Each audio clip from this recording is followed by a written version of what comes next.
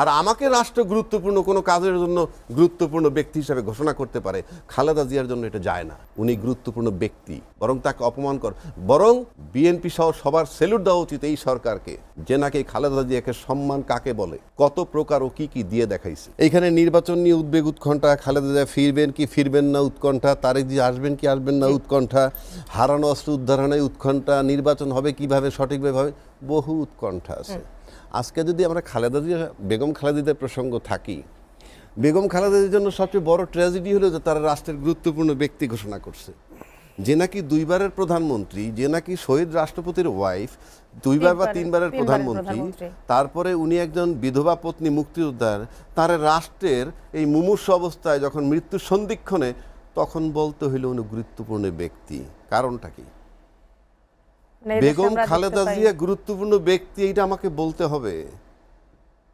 আর বলবে যখন এই দলটা কি করছে এতকাল, শেখ হাসিনা না হয় জুলুম করছে, ফ্রম ডে ওয়ান কেন চাওয়া হয় নাই যে উনি রাষ্ট্রের গুরুত্বপূর্ণ ব্যক্তি? যেই পরিমাণ নান্য তারেক জিয়া খালেদা জিয়া শেখ হাসিনা দিছে তাকে, খালেদা জিয়ার গুণগান সবাই গাইবে, আমিও গাবো, সেটা ভিন্ন কথা।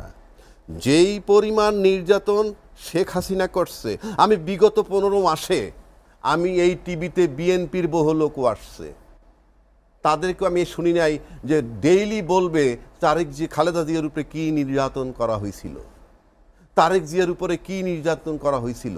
এটা থাকতো রেগুলার সিরিজ, হয় নাই, আমি দেখি নাই।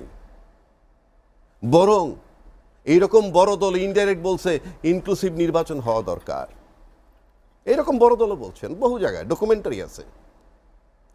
একটা নেত্রীকে, খালেদা জিয়া কিন্তু শুধুমাত্র দুইবারের প্রধানমন্ত্রী নন,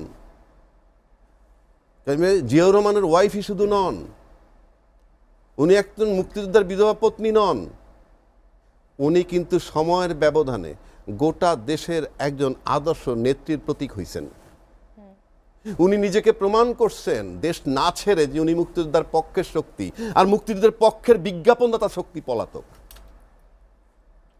সেই খালেদা জিয়ার উপরে সম্প্রতি একজনে বলছে তাকে বিষ প্রয়োগ করা হয়েছে। এই কথাটাও তো 15 মাসে বারবার রিপিট হওয়া উচিত ছিল। না, এটা তো অনেকবারই রিপিট করা হয়েছে যে স্লো পয়জনিং এর কারণে। বুঝলাম তো, আমরা তো দেখেছি, আমরা তো এই টক শোতে যে পরিমাণ আমি নির্বাচনের দাবি শুনছি, সেই পরিমাণে আমি তারেক জিয়া খালেদা জিয়ার উপরে কি নির্যাতন হয়েছে তা শুনি নাই। আমি সে কারণে বললাম। তারপরে আসেন খালেদা জিয়ার উপস্থিতি আর অনুপস্থিতি, দুইটার ভিতরে বিশাল পার্থক্য। এটা আবহাওয়া রাজ্যা কিনা যে এর অ্যাবসেন্সই হবে। আর আমাকে রাষ্ট্র গুরুত্বপূর্ণ কোনো কাজের জন্য গুরুত্বপূর্ণ ব্যক্তি হিসাবে ঘোষণা করতে পারে, খালেদা জিয়ার জন্য এটা যায় না।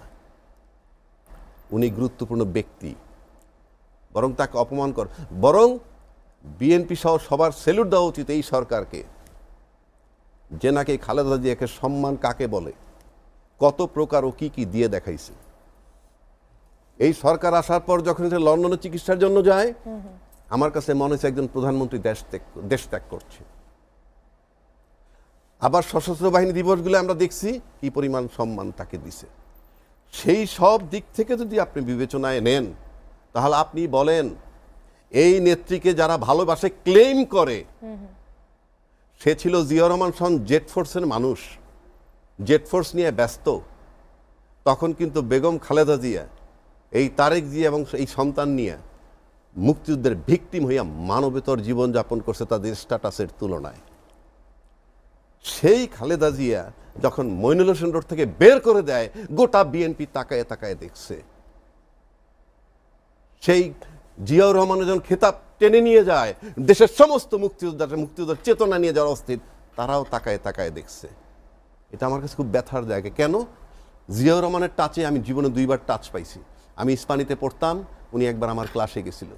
আর একবার আমি বিজ্ঞান মেলায় আসছি ঢাকায়, আমি ওনার কাছ থেকে একটা পুরস্কার গ্রহণ করছি। আর বেগম খালেদা দিয়ে তার পাশে বসে আমি একবার ইফতার করছি। উনি তো এই জন্য আমাকে খুব কষ্ট দেয়। দুইটা লোক অসাধারণ পার্সোনালিটিওয়ালা, সেখানে তাদের মূল্যায়ন সবচেয়ে কম হয়েছে কোথায়? আজকে তারেক জিয়া যখন বললেন যে আমি আসতে পারতেছি না, একক সিদ্ধান্ত নয়, আমার একক নিয়ন্ত্রণাধীন নয়, একক নিয়ন্ত্রণাধীন নয়, 1 নম্বর। 2 নম্বর, আমি ডিসক্লোজও করতে পারতেছি না। কেন? এত বড় একটা দল কি করলো এতদিন? সাথে সাথে সরকার কিন্তু রেসপন্স করছে। সরকার বলল যে ট্রাভেল পাস চাহিদা মাত্র দিব, একদিনের মধ্যেই ব্যবস্থা আমরা করা দিব। এক, দুই, নিরাপত্তার দায়িত্ব আমরা নিব, নিরাপত্তা দেওয়া হবে।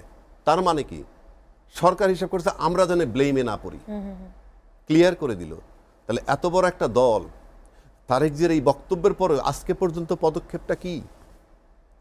সম্প্রতি আমরা নিউজ পাইলাম তারেক জিয়া দেশে ফেরা না ফেরা তাদের পারিবারিক ব্যাপার, এবং তারা সে ফেরত না আসলেও নির্বাচনের ক্ষেত্রে কোনো বাধা হবে না। বিষয়গুলো তো মানে একদমই ক্লিয়ার না, ধোঁয়াশার মধ্যেই রয়েছে।